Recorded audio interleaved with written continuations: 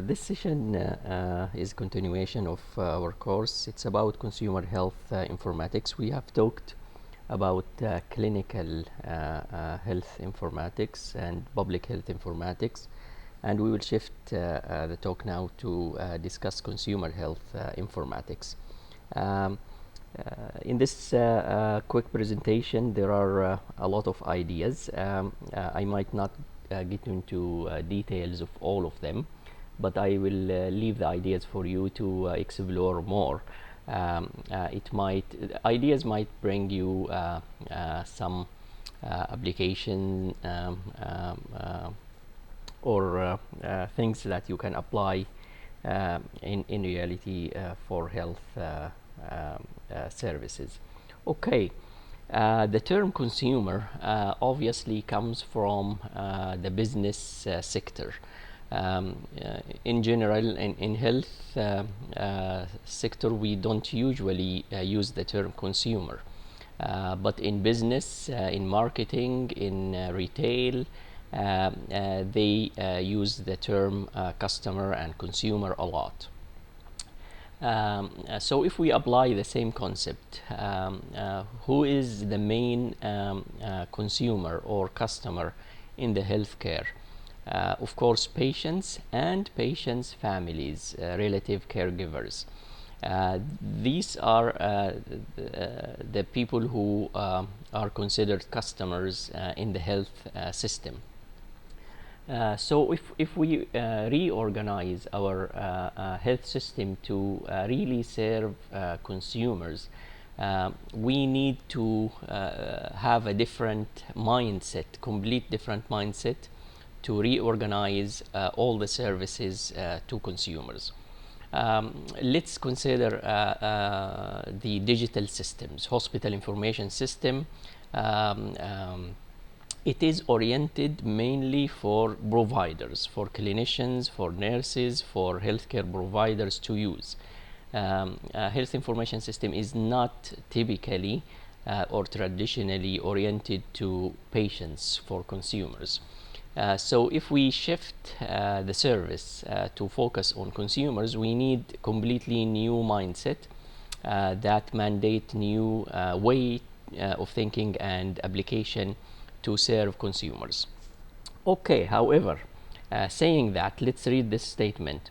Although doctors remain an essential part of an individual health management, consumers are increasingly comfortable using the internet as a research tool for condition and treatment information and as a first-line defense to help them manage their health concern. So, what is the essence, the main strategy? The main strategy of consumer health informatics is to get patients and patient families engaged and more involved with their own health, to take care of themselves. So this is the side of consumers. Electronic technologies presents new opportunity for healthcare to enable, number one, consumers to interact directly with healthcare system online, improved possibilities for institution to institution transition of data, and new possibility for peer-to-peer communication among patients, caregivers, and consumers. So technologies does not only help providers. This is mentioned in number two, institution to institution. It also helps consumers, which are the patients and patient family, and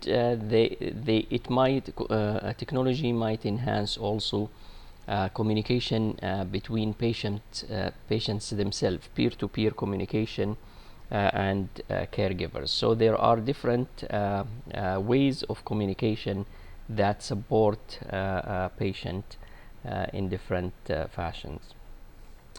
The Agency of Healthcare Research and Quality defines consumer health informatics as any electronic tool, technology, or electronic application that is designed to interact directly with consumers, whether this with or without the presence of healthcare professional, that provide or use individualized personal information and provide the consumer with individualized assistance to help the patient better manage their health and healthcare. So the consumer is the center of the center of focus in this approach. The consumer is the one who is meant to be presented to when we have application in consumer health. This idea or this approach comes from the approach of the United States in the use of electronic health record, and they have some rules. The federal government has been very supportive for consumer health movement, as evidenced by the meaningful use goals. So they have set in the United States, the federal government set certain goals, and they called it meaningful use of the electronic health record. Of course, there are goals related to the clinical service itself, but what is relevant to us, there are goals that oriented for consumer health, like number 4, patient education, number 5, patient summaries, and in addition to number 3, timely access of electronic information, number 2, clinical summaries, and number 1, clinician must provide electronic copies. So maybe most of these goals is a shift in the focus from provider to consumers. So patients are the one who are in the focus in this application or in this use. This is a picture that show you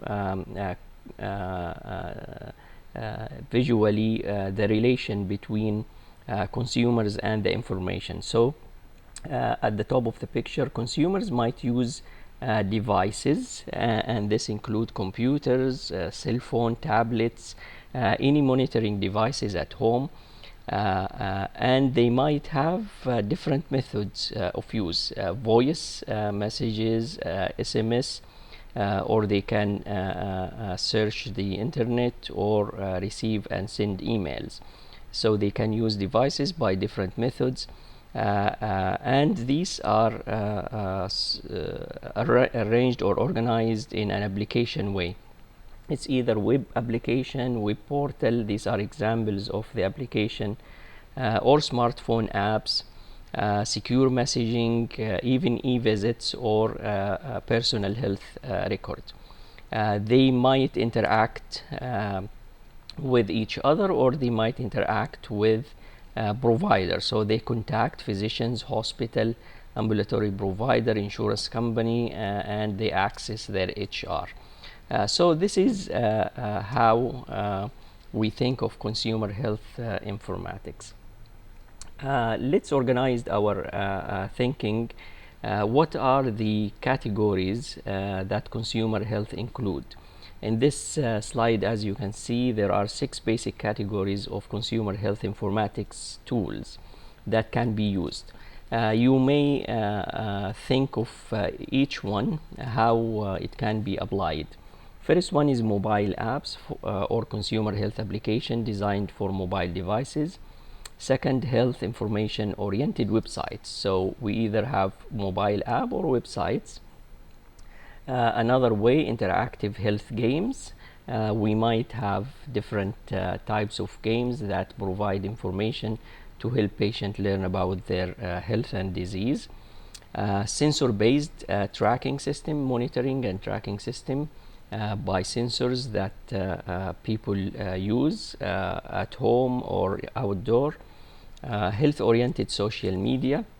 Even social media can be incorporated to be one of the categories of consumer health. And the last one listed here, virtual reality programs. and this needs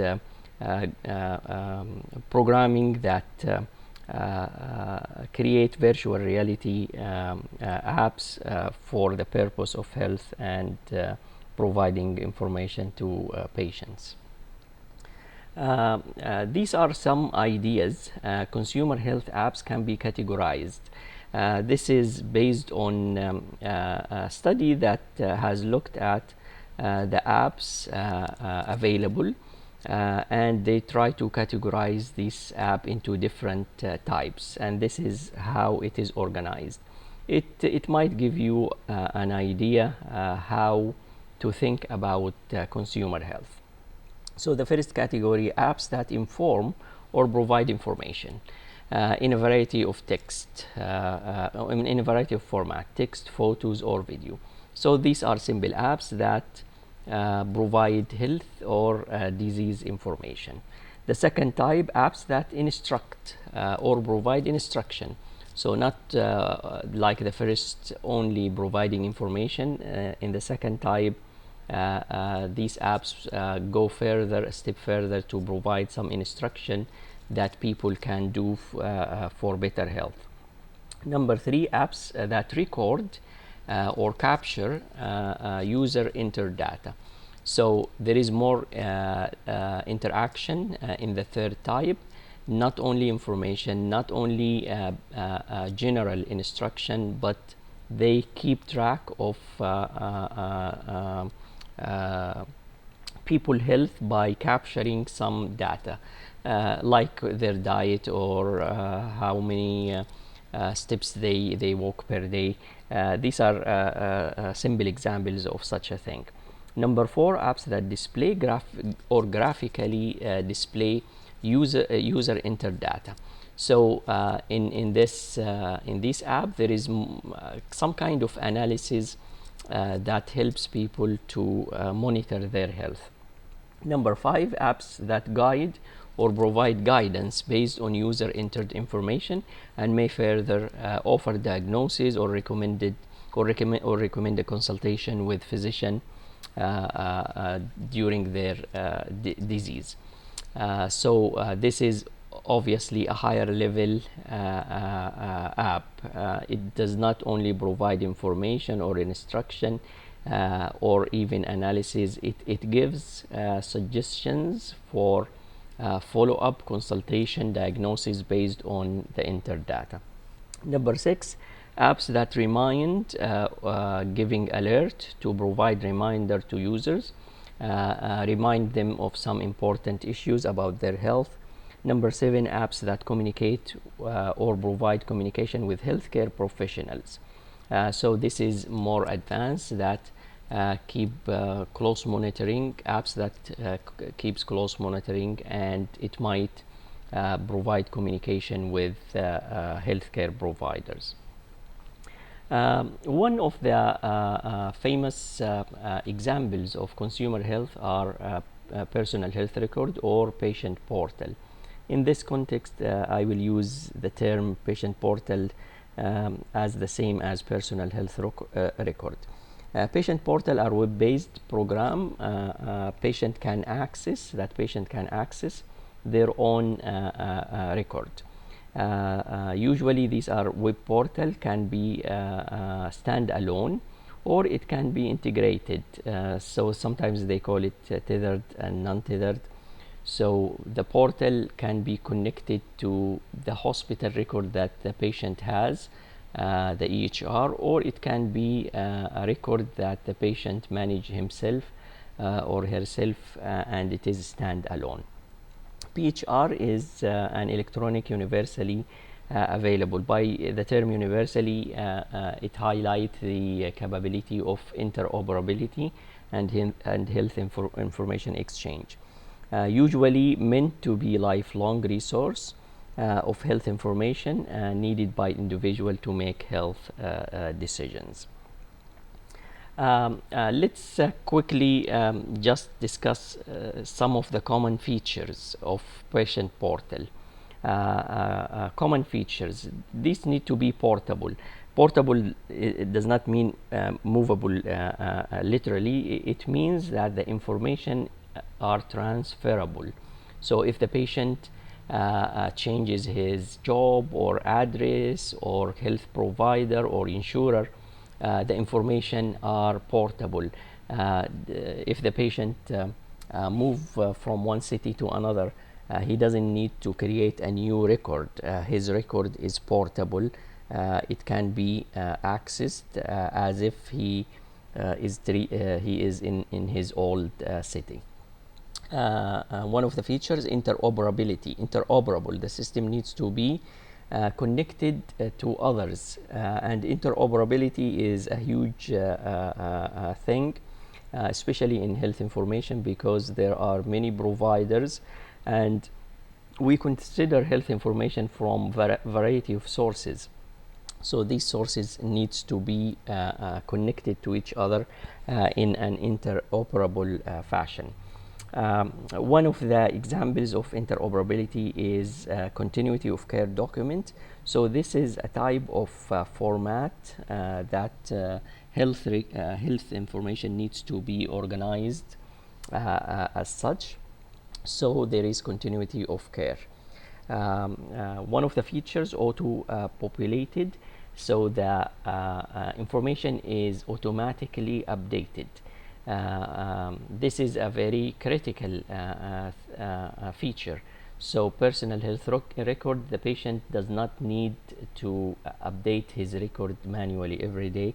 It has to be auto-populated as he does, like test new blood test or imaging studies and so on. Typically, the personal health record is controlled by the patient himself. One of the features is longitudinal record, and this means that the patient can see progression of his status throughout time. Last year, last month, this month, this week, and he keeps track on a longitudinal fashion by date. Of course, one of the important features is privacy and security. This record must be private and secure. And lastly, integrated into clinician workflow. So it is not a standalone that has to be managed separately. It has to be integrated with the clinician workflow. I will not read all of this. You can look at it yourself. These are some of the functions or features also of web portal. Quickly, just to highlight some of them: online registration, medication refill, laboratory results. So if I have patient portal, I can access it to register and to ask for a refill of my medication, or to look at results of my laboratory test. I can even have virtual electronic visits and so on. You can look at these features. Of course, this list is not exclusive. There are many other functions that can be included in patient portal or personal health record. Although the idea is simple, it is difficult to really implement. Personal health record, in personal health record there is a lot of issues and barriers. There is no consensus regarding the following questions that is written in this slide, and this is just part of the difficulties and issues in personal health record. What PHR functionality is needed? There is no agreement about what functions that we need to include in the area of data collection, sharing, exchange, and self-management. What is needed to improve adoption of PHR? One of the main issues of PHR is the adoption by people and patients. It is difficult for let's say it is not spontaneous behavior that people keep track of their health. So it is challenging to get people using PHR, especially if they are healthy people with no disease. What is needed to ensure privacy and security? This is a big issue. What PHR architecture or model is likely to be most effective, tethered or untethered? Tethered meaning that it is connected to the hospital information system, the EHR, or not untethered standalone system. What is the business case for PHR? From business point of view, let's say that a commercial company is providing PHR. What is the business case that they have to consider?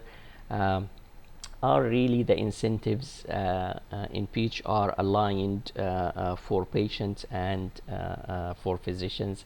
Answering this question is related to the adoption. If the system is not adopted, it means it is not really aligned for the benefit of patients or physicians. Moving on, part of consumer health is mobile health, mHealth. The main component that constitute the building blocks of the mHealth is the advancement in three types of technology: the wireless medical sensors, the mobile communication, and the strong network connectivity, and the internet that is getting better and better as we speak. So we have internet, we have mobile communication, and we have sensors. These are the three building blocks of mobile health. mHealth means mobile health, the use of health-related application or of sensors, mobile devices such as smartphone, tablets, laptop, and the huge infrastructure of communication network that already in place. As I mentioned, I'm highlighting just ideas as fundamental principles and not discussing details of each type. Moving on, telemedicine. You may consider it as part of consumer health. Telemedicine involves the use of modern information technology, especially two-way interactive audio or visual or audio-visual telecommunication, computer telemetry to deliver health services to patient and to facilitate information exchange between primary care physician and specialist at some distance. So in telemedicine there is distance and there is communication between patients and providers or providers themselves. Telemedicine is often referred to describe clinical services, while the term telehealth can refer to clinical and non-clinical service, including education, administration, and research. The term e-health is a more recent term, came after the term telemedicine. E-health, as defined by WHO, the cost-effective and secure use of information and communication technology in support of health and health-related field, including healthcare services, health surveillance, health literature, and health education, knowledge, and research. So it's a broad field that does not include diseases. It includes education and research as well. This picture show you the complexity or the types and lay to you the terms that has been used in the literature to describe different types of information. So we discussed mHealth, we discussed e-health, EHR, EMR. We talked briefly about games, gamification in health information. We discussed big data before. So you can see the relation between these two. All of these fall into the big broad category of digital health. So with this I will stop here, and please read the task, and we will discuss it in our session. Thank you very much.